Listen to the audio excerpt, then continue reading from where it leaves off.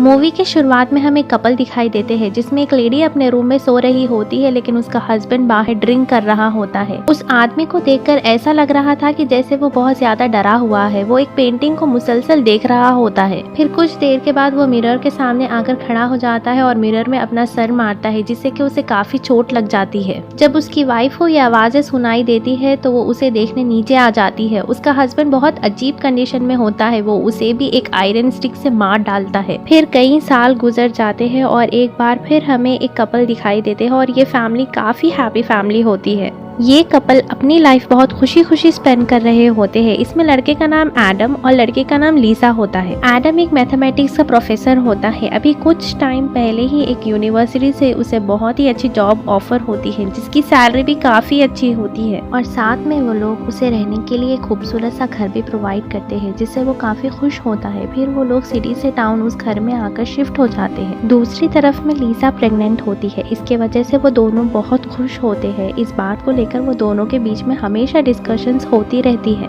कि वो baby boy होगा या फिर गर्ल। अगर बेबी बॉय हुआ तो उसका नाम एडम जूनियर रखा जाएगा और अगर बेबी गर्ल तो उसका नाम लीसा जूनियर। वो लोग अपनी लाइफ में बहुत खुश होते हैं और भी ज्यादा इस घर की वजह से। उनका घर बहुत ही खूबसूरत और काफी बड़ा होता है और वो लोग अपनी बेबी के लिए उसका रूम भी चूज कर लेते हैं। उसी दिन लीजा की बहन विकी ने उनके लिए गिफ्ट भेजा था और उसमें एक मिस्टीरियस बॉक्स होता है।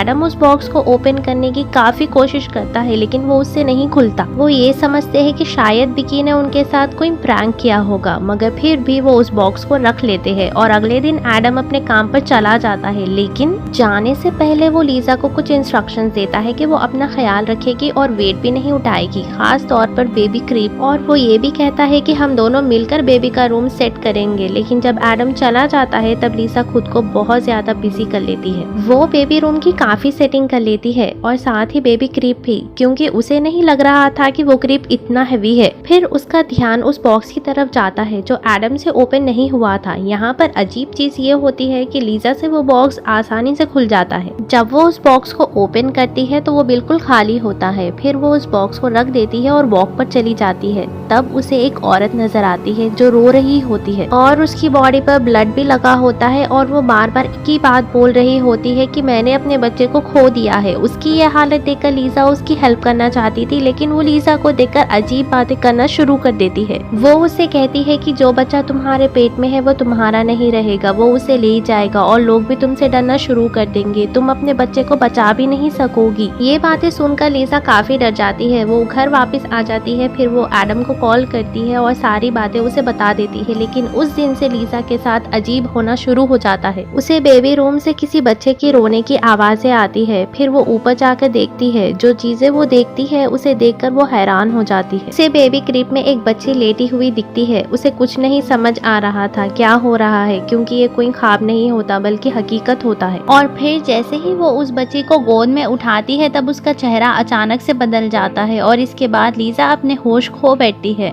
और शाम को जब एडम घर वापस आता है तो वो देखता है कि लीजा काफी जख्मी हुई है और उसका काफी खून भी निकल चुका होता है। वो फौरन उसे हॉस्पिटल लेकर जाता है और डॉक्टर उन लोगों को एक बैड न्यूज सुनाती है कि लीजा अब कभी भी मां नहीं बन सकेगी और शायद उसका मिसकैरेज कोई हैवी चीज उठाने से हुआ है। फिर लीजा तो बच जाती है लेकिन उसका मिसकैरेज हो जाता है जिससे एडम को ये लगता है कि शायद ये बेबी क्रीप की वजह से हुआ है। उसने लीजा को मना भी किया था लेकिन उसने इसकी नहीं मानी। फिर उनके घर लीजा की बहन विकी आ जाती है और ये डिसाइड करती है कि वो कुछ दिन लीजा के साथ ही रहेगी ताकि लीजा जल्दी से नॉर्मल हो जाए। एडम कई बार लीजा से ये पूछने की कोशिश करता है कि ऐसा क्यों हुआ और उस दिन ऐसा क्या हुआ था, क्या उसने कोई हैवी चीज उठाई थी। तब लीजा उसे सच बता देती है, वो जंगल वाला इंसिडेंट, वो स्ट्रेंज वुमन, फिर बेबी के रूम से बच्चे की रोने की आवाजें और वहाँ पर उस छोटी बच्ची का मिलना। और जैसे ही उस बच्ची को गोद में उठाया उसे कुछ भी याद नहीं रहा क्योंकि तब वो अपने होश खो बैठी थी।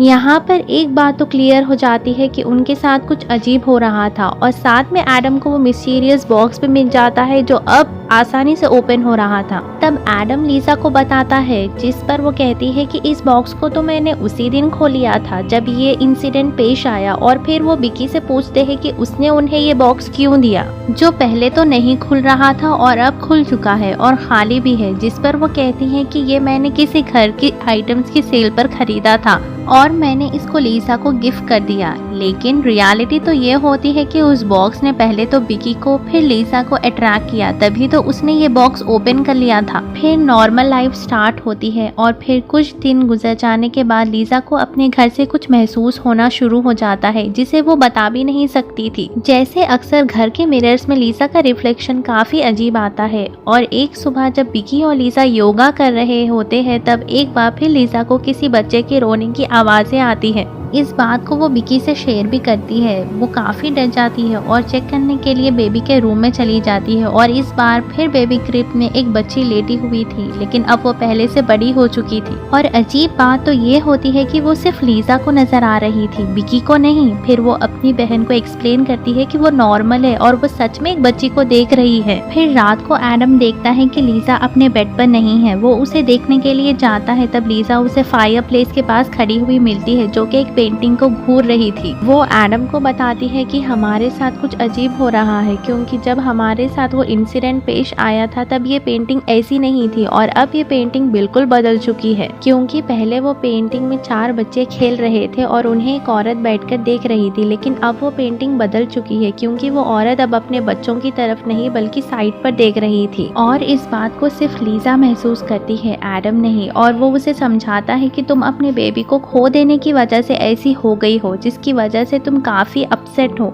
फिर विकी के साथ भी एक अजीब चीज होती है, जब वो नोटिस करती है कि मिरर उसका रिफ्लेक्शन सही नहीं दिखा रहा और मिरर में नजर आने वाली लड़की विकी तो बिल्कुल भी नहीं लग रही थी। और फिर देखते ही देखते उसकी रिफ्लेक्शन उसे मारने की कोशिश करती है और उसके दिमाग पर ऐसा असर कर देती है कि वो अपनी बहन को बताए बगैर वहाँ से चली जाती है। लीसा को इस बात का बुरा तो लगता है, लेकिन ये उसके लिए कोई नई चीज नहीं थी, बल्कि ऐसे इंसिडेंट्स उसके साथ हो रहे थे। और साथ में उसे हमेशा एक छोटी बच्ची भी दिखाई देने लगी, जो उसे मम्मा कहती थी। लीसा इन सब से तंग आ चुकी थी। वो एडम को कहती है कि हमारे इस घर में कुछ अजीब है, जैसे कि वो एविल पावर्स। और फिर कहती है कि आपकी यूनिवर्सिटी में प्रोफेसर डॉक्टर क्लार्क है, जो कि एक अबनॉर्मल रिसर्चर है, शायद वो हमारी मदद कर सकते हैं। क्योंकि लीसा काफी डरी होती है और एडम उसकी बात सुनकर डॉक्टर क्लार्क से मिल लेता है, क्योंकि एडम तो इन बातों पर बिलीव नहीं रखता था। और वो डॉक्टर क्लार्क को कहता है कि वो लीसा का शक दूर करे। और जब डॉक्टर क्लार्क उनके घर में आते हैं तो उन्हें काफी अजीब चीजें महसूस होती है। असल में डॉक्टर क्लार्क बचपन से ही ब्लाइंड होते हैं, लेकिन उनके पास एक एबिलिटी भी थी। वो बचपन से ही पैरानॉर्मल चीजों को महसूस करते थे। और वो लीसा को कहते हैं कि जो भी तुम लोगों के साथ हो रहा है उसकी वजह ये घर नहीं है, बल्कि कुछ और ही है। और फिर उन्हें उस मिस्टीरियस बॉक्स के बारे में पता चलता है।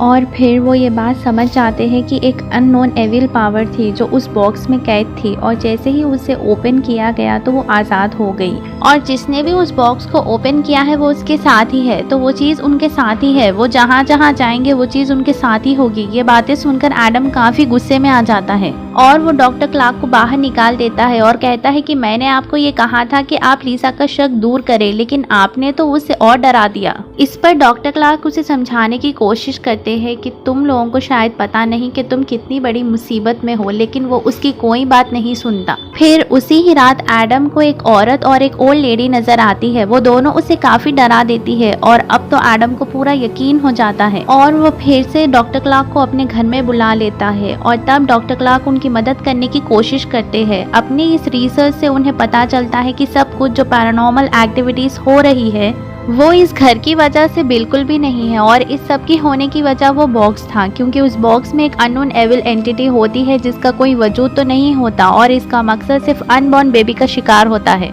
मीन्स बच्चे को इस दुनिया में आने से पहले ही मार देता है। और उसकी बहुत बड़ी मिसाल लीसा थी। उसके साथ भी यही हुआ था और लीसा के साथ कोई एक्सीडेंट पेश नहीं आया था, बल्कि उसके साथ ये सब कुछ करने वाली एविल एंटिटी थी। मीन्स हमने देखा कि एडम और विकी ने उसे खोलने की कोशिश की, लेकिन वो सिर्फ लीसा से ही ओपन हुआ। मतलब ये बॉक्स सिर्फ प्रेग्नेंट औरतों से ही खुलता है और बाहर आते ही उस बच्चे को वो मार देता है। और जो बच्ची उसे नजर आती थी वो कोई और नहीं थी, बल्कि वो उसकी अनबॉर्न बेबी की टाइप्स थी कि अगर वो इस दुनिया में आ जाती तो वो ऐसी होती, और वो बच्ची स्टेप बाय स्टेप बड़ी होकर ऐसी होती। जैसे लीजा को पहले छोटी सी बच्ची नजर आई थी, फिर उससे बड़ी, और वो लेडी और ओल्ड लेडी, और वो बच्ची की ओल्ड वर्जन थी। और ये एविल एंटिटी ज्यादातर मिरर्स और पेंटिंग्स में होती है, क्योंकि उसका कोई वजूद तो था नहीं कि वो दुनिया में रहे, और ये पावर लोगों के दिमाग को अपने कंट्रोल में करके उन्हें अजीब चीजें दिखाती थी। और ऐसा उन तीनों के साथ कई बार हो चुका था। और इस एंटिटी को मारा तो नहीं जा सकता, सिर्फ कैद किया जा सकता है, और उसे कैद करने के लिए सैक्रिफाइस करना पड़ता है। मीन्स कि अगर वो उस औरत को मारा जाए तो वो एंटिटी कैद हो जाएगी। और यही वजह थी कि जब पहली फैमिली में आदमी ने अपनी बीवी को मार दिया था और उनके ही घर के सामान में लीसा को वो बॉक्स बिकी ने दिया था। और जंगल में नजर आने वाली औरत उस मरी हुई औरत की सोल थी जो उस एंटिटी के साथ उस बॉक्स में कैद थी। लेकिन एडम लीसा को मारना नहीं चाहता था। एडम बहुत कोशिश करता है कि वो लीसा को इस मुसीबत से बचा ले, लेकिन ये एंटिटी लोगों को हिप्नोटाइज करती है, लोगों को एक दूसरे से मरवाती है। अब एडम भी हिप्नोटाइज हो चुका था और वो उस आदमी की तरह लीसा को मार डालता है और वो एंटिटी फिर से उस बॉक्स में कैद हो जाती है। फिर एडम जेल चला जाता है और जाने से पहले वो बॉक्स को बिकी को दे देता है। और अब ये सब कुछ बिकी के साथ होने वाला था, क्योंकि वो भी प्रेग्नेंट होती है। और इसी के साथ मूवी यहीं पर एंड हो जाती है।